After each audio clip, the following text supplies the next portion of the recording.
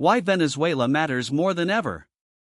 Let me take you back to July 28, 2024, a date that barely made the front pages in most Western media, yet one that may well be remembered as a turning point in the 21st century's great power struggle. That was the day Nicolas Maduro claimed victory in Venezuela's presidential election, securing what his government called a landslide win with 51% of the vote. The opposition, led by Edmundo González, cried fraud, producing what they claimed were 80% of the voting tallies, showing González with a commanding lead. The US, Canada, and a dozen Latin American nations refused to recognize the result. The EU called for transparency. And within hours, the White House was back on the familiar sanctions, condemnations, and the usual warnings about democracy in peril. Now, if you're like most people, you probably skimmed that news, filed it under another corrupt election in a failing state, and moved on. After all, Venezuela has been a basket case for years: hyperinflation, mass immigration, crumbling infrastructure. Why should anyone care now? Here's Venezuela isn't just another crisis. It's the front line of a new Cold War, a test case for whether the United States can still enforce its will in its own backyard, and a potential flashpoint that could drag the world's great powers into direct confrontation. And if you think that's hyperbole, let me tell you, I've spent the last 3 decades studying Latin American geopolitics, advising governments, and watching how Washington's foreign policy elites operate. What's happening in Venezuela right now isn't just about Maduro, or even about oil. It's about the future of American hegemony, the limits of Chinese and Russian influence, and whether the 21st century will be defined by a single superpower or a multipolar world. And if we're not careful, we're sleepwalking into a disaster. But before we get to what's really going on, let's start with the story they're telling you. The official democracy under siege. The way the US government and most Western media frame Venezuela is a brutal authoritarian regime, propped up by Russian and Chinese support, is clinging to power through fraud and repression. Maduro, the heir to Hugo Chávez's socialist revolution, has presided over an economic collapse that has driven nearly 8 million Venezuelans to flee the country, one of the worst migration crises in the world. His government has jailed opponents, banned candidates, and now, in 2024, stolen an election to stay in power. The US has imposed crippling sanctions, frozen Venezuelan assets abroad, and repeatedly warned that all options are on the table if Maduro doesn't step down. The message is Venezuela is a rogue state, a threat to regional stability, and a moral stain on the hemisphere. The numbers seem to back this up. The Venezuelan economy has shrunk by 75% since 2013. Inflation once hit 1 million %.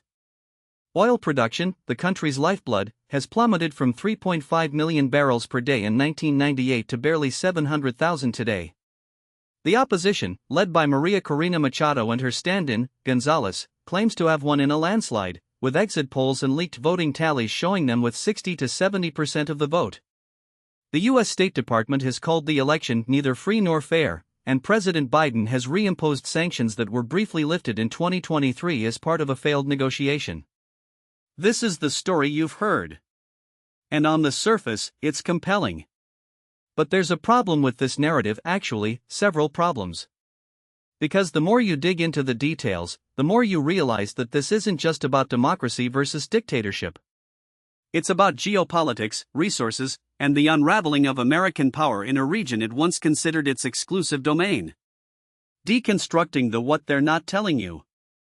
Let's start with the election itself. The opposition claims to have proof of fraud, leaked voting tallies showing González with a massive lead. But here's what they're not telling: Venezuela's electoral system is actually one of the most audited in the world. Every voting machine prints a paper receipt, which is then cross-checked against the digital tally. The opposition itself has participated in these audits in the past and signed off on them. So why the sudden outcry now? Because the opposition knew it was going to lose. Here's the inconvenient: Maduro's approval rating, while low, has been steadily climbing as the economy has stabilized. Yes, you read that right. Venezuela's economy grew by 4% in 2023, its first year of growth in a decade. Inflation, while still high, has dropped from 1,000% to only 190%. Oil production is slowly creeping back up. And most importantly, the opposition is deeply divided.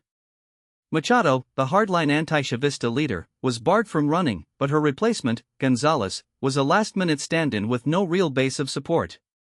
The opposition's own internal polls showed them losing by a narrow margin, hence the desperate attempt to claim fraud after the fact. Now, does this mean the election was perfect? Of course not.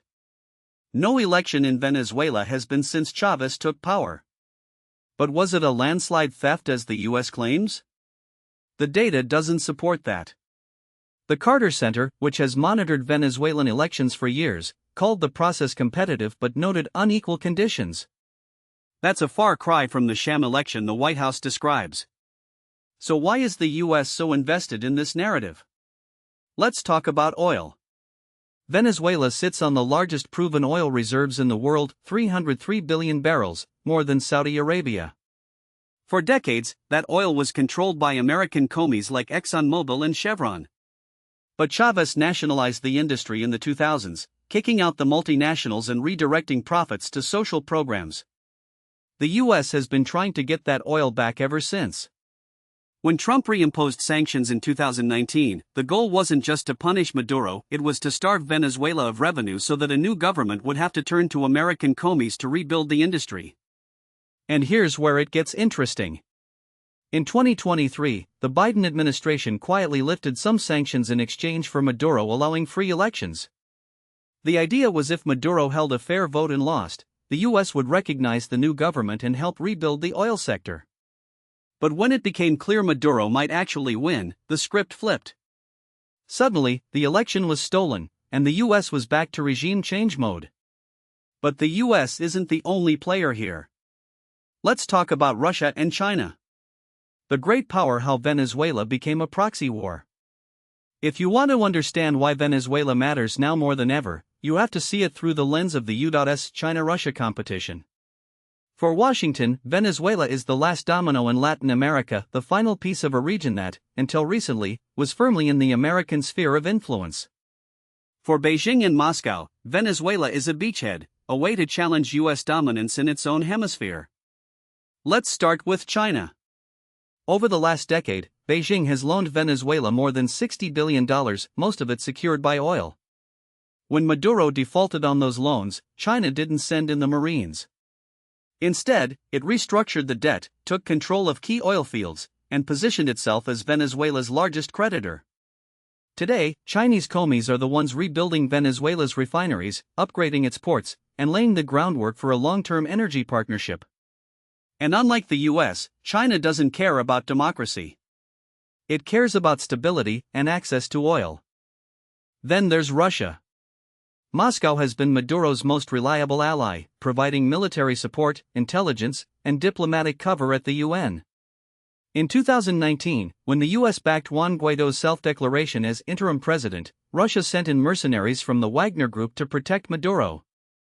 Today, Russian oil commies like Rosneft are deeply embedded in Venezuela's energy sector, and Moscow has made it clear that any US military intervention would trigger a response. This is where the geopolitics get dangerous. The US has spent the last 200 years treating Latin America as its backyard, a region where it can intervene at will, overthrow governments, and install friendly regimes. But China and Russia are now challenging that assumption. And Venezuela is the test case. Here's the real: the US is losing this fight. In 2005, every single country in Latin America had a government that was at least nominally aligned with Washington. Today, leftist governments in Brazil, Mexico, Colombia, and Argentina have all refused to recognize Guaido, and most have re-established ties with Maduro. Even the conservative government in Ecuador has called for dialogue. The Monroe Doctrine, the idea that the US has a right to dominate the hemisphere, is dead. And Venezuela is the graveyard. But the US isn't ready to accept that. Which brings us to the military dimension. The military: why hawks are playing with fire. Every time Venezuela comes up in Washington, someone brings up the military option. All options are on the table, they say. We could take out Maduro in a week. And to be fair, the US could launch airstrikes, send in special forces, and topple the government. But here's what they're not telling: it wouldn't end there. Let me tell you something I've learned from studying every US intervention in Latin America over the last. Military action never goes as planned. Look at Iraq. Look at Afghanistan. Look at Libya. You topple a government, and suddenly you're responsible for rebuilding a country. And Venezuela? It's not some small, weak state. It has a population of 28 million, a standing army of 120,000, and a history of guerrilla warfare. The moment the US invades, Russia and China will start arming the resistance. Maduro's government has already distributed weapons to civilian militias. And let's not Venezuela shares a border with Colombia, a country that has been fighting a leftist insurgency for 60 years. Do you really think the FARC and other armed groups wouldn't see this as an opportunity? But the real danger isn't even on the ground. It's in the escalation. Russia has already warned that any US military action in Venezuela would be considered an attack on its interests. China has said the same. And let's be, neither country is bluffing. If the US invades Venezuela, Russia will respond, likely in a way that forces the US to choose between backing down or risking a direct confrontation. And in 2024, with Ukraine still burning and Taiwan tensions rising, do we really want to add another flashpoint? The hawks in Washington will tell you that the US can handle it. That a quick, decisive strike would send a message to China and Russia. But here's the US hasn't won a war in 50 years. Not Vietnam. Not Iraq. Not Afghanistan. And yet, the same people who brought you those disasters are the ones pushing for action in Venezuela. Now, let me be, I'm not saying Maduro is a good guy. He's a thug who has presided over one of the worst economic collapses in modern history. But the question isn't whether Maduro deserves to be in power. The question is whether the US has the right or the ability to remove him by force. And the answer to both is no. But the military option isn't just dangerous, it's also unnecessary. Because there's another way to handle Venezuela. A way that doesn't involve bombs or regime change. And it starts with understanding the domestic politics driving this crisis. The domestic why Biden can't afford to back down. Here's something most people don't: the US policy on Venezuela isn't just about geopolitics. It's also about domestic politics. And right now, Joe Biden is in a bind. Let's rewind to 2020. Biden won Florida, a must-win state, by just 3 percentage points. A big part of that victory came from Venezuelan and Cuban exiles in Miami, who turned out in record numbers to vote against Trump. These communities hate Maduro. They see him as a dictator, and they expect Biden to take a hard line. If Biden looks soft on Venezuela, he risks losing Florida in 2024, and with it, the election. But here's the harder Biden pushes, the more Maduro digs in. And the more Maduro digs in, the more the US is forced to escalate. It's a classic case of what political scientists call the commitment trap, where a leader gets locked into a policy because backing down would look weak. And in an election year, Biden can't afford to look weak. This is why the US keeps doubling down. In April 2024, Biden reimposed sanctions on Venezuela's oil sector, reversing the limited relief he had granted in 2023. The official reason? Maduro wasn't holding free elections. The real reason? Biden needed to show Florida voters that he was tough on socialism. But here's the sanctions aren't working. They never have. All they've done is push Venezuela closer to Russia and China. And now, with the election looking like a loss for the opposition, Biden is stuck. He can't recognize Maduro without losing Florida. But he can't escalate without risking a wider conflict. And that's the real tragedy of US Venezuela. It's not about Venezuela at all. It's about American domestic politics. And until that changes, we're going to keep lurching from crisis to crisis. Scenario: what happens next? So where does this go from here? Let's run through the most likely scenarios. Scenario 1, the diplomatic off-ramp.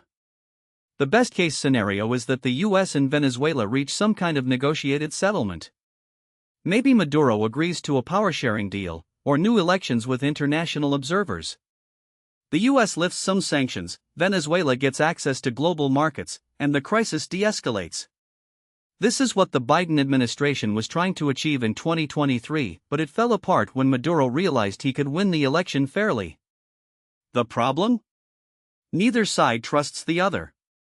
Maduro knows that if he gives an inch, the US will demand a mile. And the US knows that any deal with Maduro will be seen as a betrayal by the Venezuelan opposition and Florida voters. So while this scenario is possible, it's unlikely. Scenario 2, frozen conflict. This is the most likely a prolonged stalemate.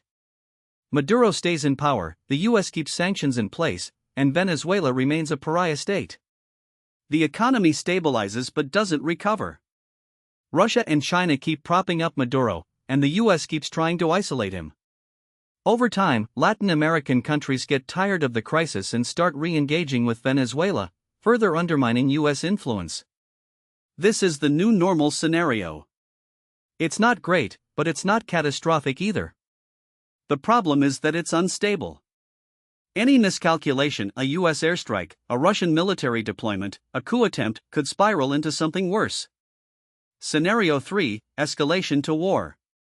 This is the nightmare scenario. The US decides to take military action, either a limited strike or a full-scale invasion. Russia and China respond, either directly or through proxies. Venezuela's military fights back, and suddenly you have a regional war. The US gets bogged down in another quagmire, Russia uses the crisis to distract from Ukraine, and China makes its move in Taiwan. This is the scenario that keeps me up at night. Because once the shooting starts, there's no going back. The grand strategy why the US keeps losing. Let's out for a second.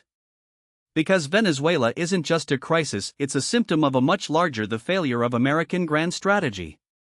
For the last 30 years, the US has operated under a doctrine of liberal hegemony, the idea that America should use its power to spread democracy, free markets, and human rights around the world.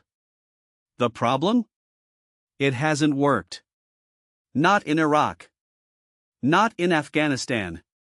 Not in Libya. And certainly not in Venezuela. The US keeps trying to impose its will on other countries, and it keeps failing. Why? Because the world has changed. The unipolar moment, the brief period after the Cold War when the US was the sole superpower, is over. China is rising. Russia is resurgent. And the rest of the world is tired of American dominance. Venezuela is the perfect example. The US has tried everything, sanctions, coups, military threats, and none of it has worked. Why? Because the world no longer accepts American leadership as legitimate. When the US says Maduro must go, most of Latin America shrugs. When the US imposes sanctions, China and Russia step in to fill the gap. And when the US threatens military action, the rest of the world starts looking for alternatives. This is the central dilemma of American foreign policy in the 21st. The US is still trying to act like the world's policeman, but the world no longer wants a policeman. And until Washington accepts that reality, we're going to keep stumbling from crisis to crisis. What should we do instead? So if military action is a disaster, and sanctions aren't working, what's the alternative? Here's what I'd recommend, controversial as it may be. First, accept reality. Maduro isn't going anywhere. The US has to stop pretending that he's going to be overthrown by a popular uprising or a military coup. He's survived worse. And the longer the US refuses to engage with him, the more he'll turn to Russia and China. Second, negotiate. The US should offer Maduro a. Now, what most people don't realize is that this isn't just about Venezuela, it's about the future of American power in the Western Hemisphere. The US has treated Latin America as its backyard for over a century, from the Monroe Doctrine to the Bay of Pigs to Plan Colombia.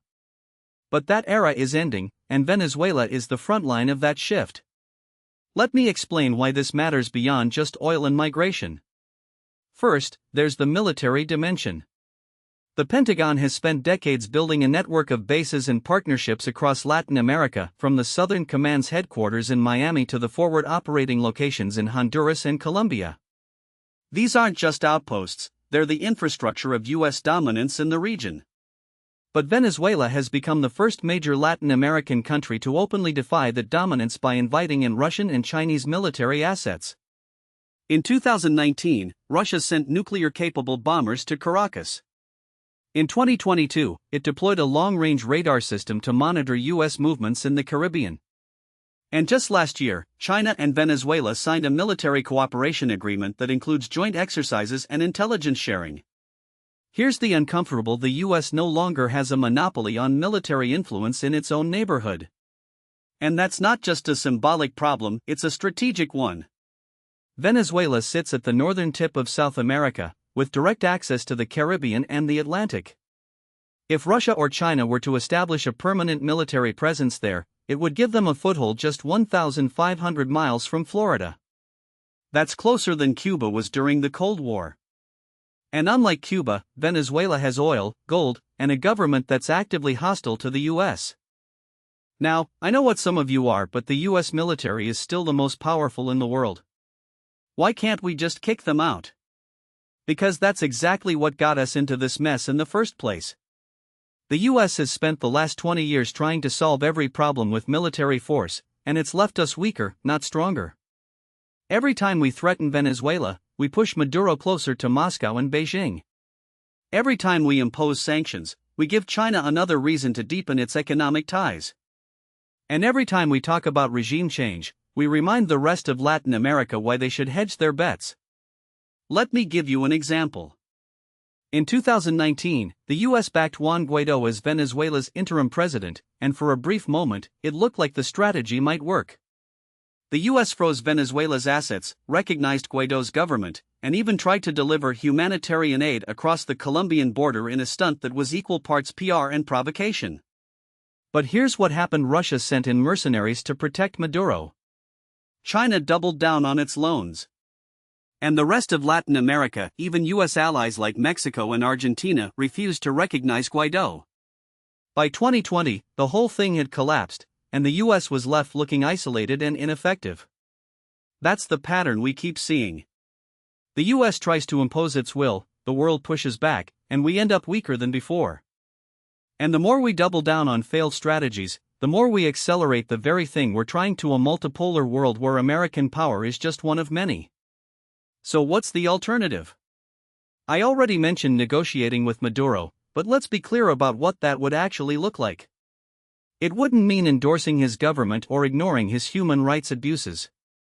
It would mean recognizing that he's not going anywhere and that the only way to counter Russian and Chinese influence is to offer Venezuela a way out of its isolation. That could mean easing sanctions in exchange for elections, or allowing Venezuelan oil back into the global market in exchange for guarantees on military cooperation. It would mean treating Venezuela like a sovereign country instead of a pawn in a geopolitical game. But here's the real: the US can't do this alone. We need Latin America on our side. And right now, we don't have it. The region is tired of being treated as a US sphere of influence. They remember the coups, the interventions, the economic exploitation. And they're not going to support another American-led regime change operation, no matter how much we dress it up as democracy promotion. That's why Venezuela matters more than ever. It's not just about a failing state or a humanitarian crisis, it's about the future of American power in the 21st century. If we keep trying to solve this problem with the same old tools: sanctions, threats, and military posturing, we're going to keep losing. And the more we lose, the more the world will look to China and Russia for leadership. That's not just bad for the US. It's bad for the entire Western Hemisphere. So here's my question: are we going to keep pretending we're still the world's policeman, or are we going to accept that the world has changed? Because right now, we're stuck in the past.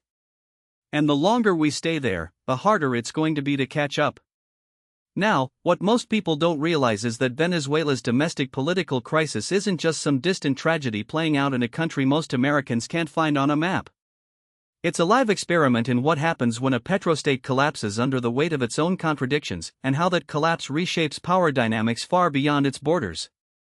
The establishment narrative in Washington still treats Venezuela as a morality play, where Maduro is the villain and the opposition is the plucky underdog fighting for democracy. But reality is far messier, and the longer we cling to that fairy tale, the more we miss what's actually happening on the ground. Let me explain why this matters. Since 2019, when Juan Guaidó declared himself interim president with U.S. backing, Venezuela's opposition has fractured into at least three distinct factions, each with its own strategy, its own foreign patrons, and its own vision for the country's future. There's the hardline anti-Chavista bloc, led by figures like Leopoldo López and Maria Corina Machado, who still believe in regime change through external pressure. Then there's the more pragmatic wing, personified by Enrique Capriles, who's been pushing for negotiations with Maduro for years. And finally, there's the emerging generation of younger opposition leaders, like Stalin Gonzalez, who are trying to rebuild political credibility by focusing on local governance rather than grand gestures of defiance. Here's the uncomfortable: the opposition's biggest problem isn't Maduro. It's itself. The 2024 presidential election is a perfect case study.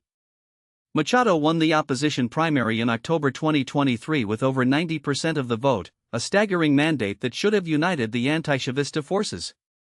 Instead, it exposed the deep divisions within their ranks. The Maduro government disqualified her from running, just as it had disqualified Capriles in 2013 and 2018. But this time, instead of rallying behind a single alternative candidate, the opposition splintered. Some factions boycotted the election entirely. Others backed Edmundo Gonzalez, a little-known diplomat who became the unity candidate by default. And a few, like the breakaway group led by former Chavista Governor Henri Falcon, ran their own candidates, further diluting the vote. The result? Maduro claimed victory in an election that was neither free nor fair, but also not the total sham that many in the West expected. The opposition cried fraud, but their own disarray made it harder to mount a credible challenge. The US and EU condemned the election, but without a unified opposition to back, their statements rang hollow. And here's where the geopolitical stakes get even: Maduro's survival isn't just about him. It's about the broader shift in Latin American politics. Let's talk about that shift. In the 2000s, Venezuela was the epicenter of the so-called pink tide, a wave of leftist governments that swept across Latin America, from Lula in Brazil to Kirchner in Argentina to Morales in Bolivia. The US saw this as a threat, and for good reason. These governments were openly challenging American hegemony in the region. But by the mid-2010s, the pink tide had receded. Economic crises, corruption scandals, and right-wing backlashes brought conservative governments to power in Brazil, Argentina, and elsewhere. For a brief moment, it looked like the US was back in the driver's seat. Then came the backlash to the backlash. In 2022, Lula returned to power in Brazil. In 2023, Argentina elected Javier Milei, a libertarian firebrand who's made no secret of his disdain for the US establishment. And in Venezuela, Maduro, despite everything, has managed to cling to power, even as his country's economy has shrunk by over 75% since 2013. What does this tell us? That Latin America's political pendulum is swinging again, but this time, it's not just about left versus right.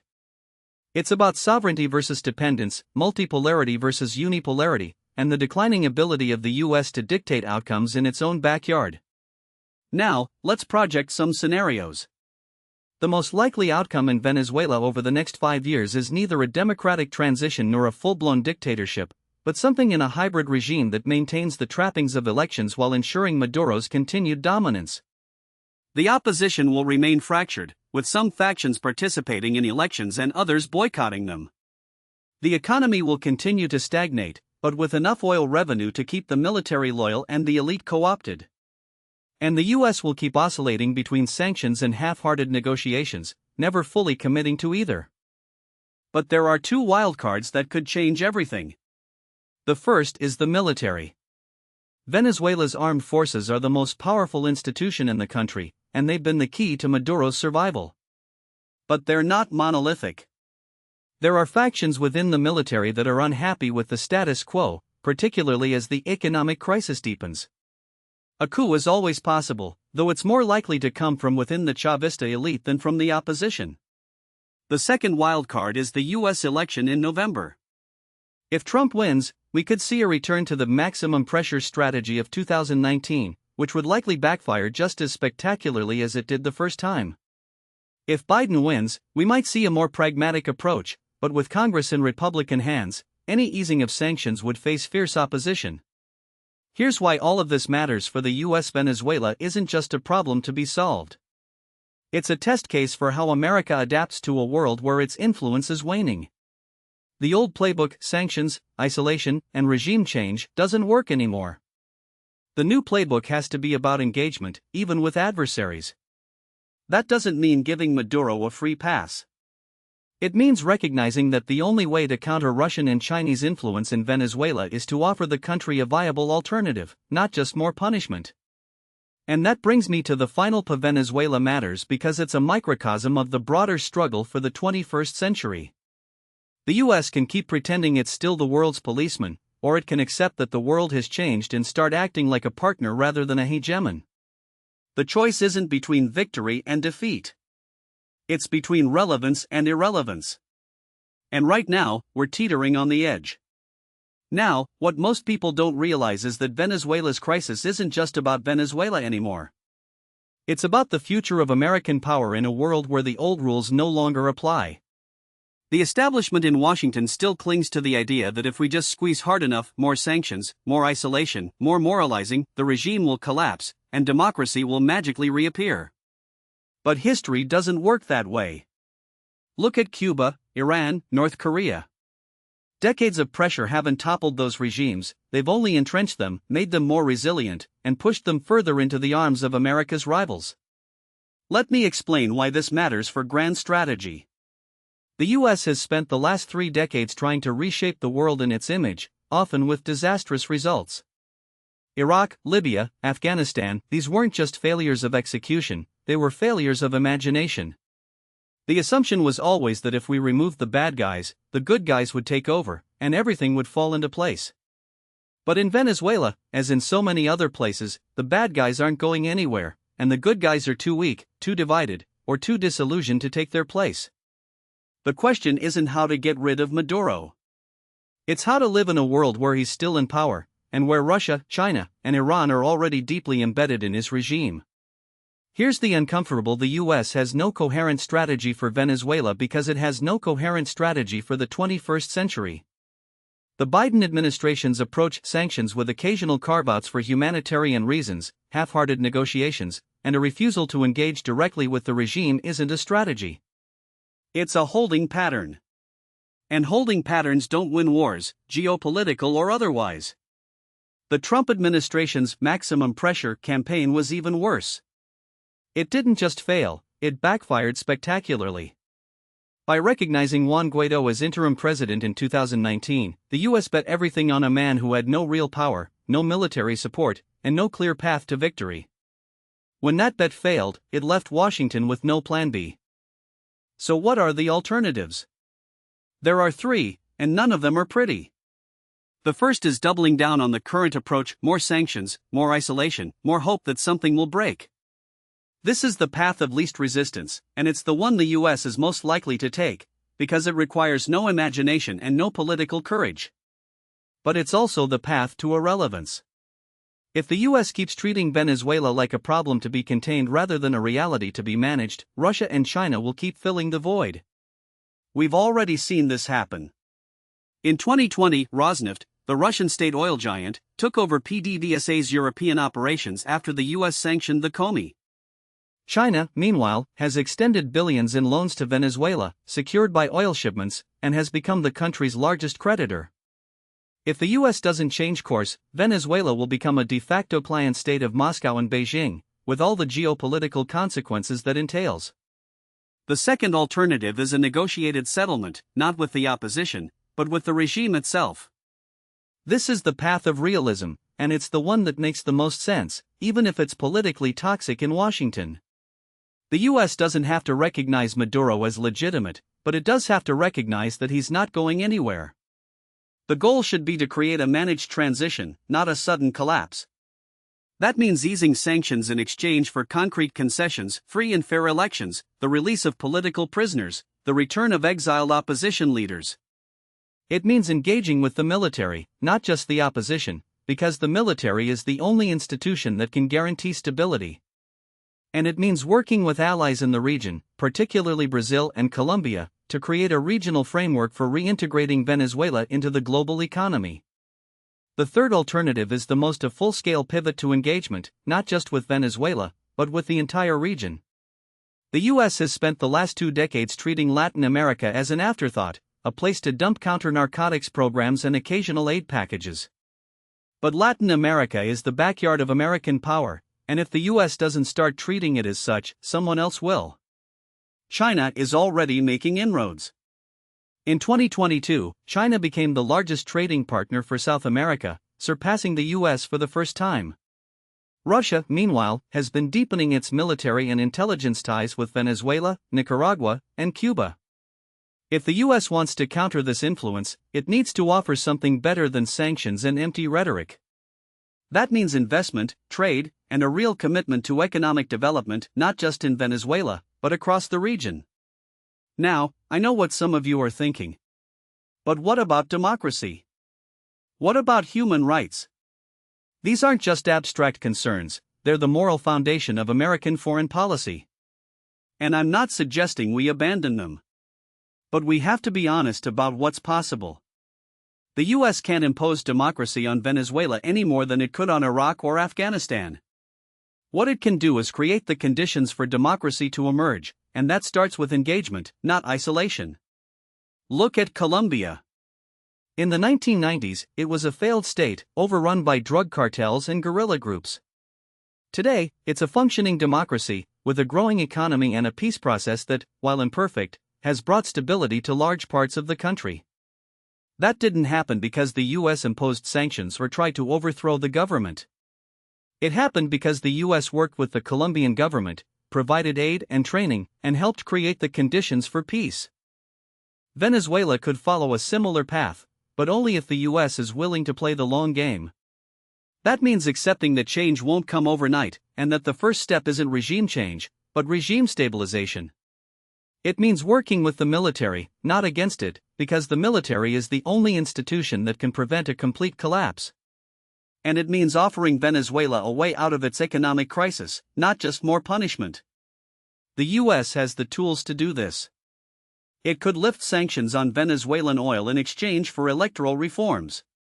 It could work with the IMF and the World Bank to restructure Venezuela's debt, but only if the regime agrees to transparency and anti-corruption measures. It could even offer a path to reintegration into the global economy, but only if Venezuela meets certain benchmarks. But here's the: none of this will happen if the US keeps treating Venezuela as a moral crusade rather than a geopolitical challenge. The establishment in Washington still sees Venezuela through the lens of the Cold War, as a battle between good and evil. But the world has moved on. Today, the struggle isn't between democracy and authoritarianism, it's between order and chaos. And right now, Venezuela is teetering on the edge of chaos. If the US doesn't act, someone else will. And that someone else won't be a democracy. Let me leave you with this thought. In 1979, when the Shah of Iran fell, the US was caught flat-footed. It had spent decades propping up a dictator, only to see him overthrown by a revolution that brought to power a regime even more hostile to American interests. The lesson of Iran wasn't that the US should have tried harder to keep the Shah in power. It was that the US should have had a plan for what came in. Venezuela is the same story, but in slow motion. The regime is weak, the economy is in shambles, and the opposition is divided. But the US still has time to shape the outcome. The question is whether it has the wisdom to do so. In the end, Venezuela matters because it's a test of whether the US can adapt to a world where its power is no longer absolute. The old playbook is dead. The new one hasn't been written yet. And the longer we wait, the harder it will be to turn the page.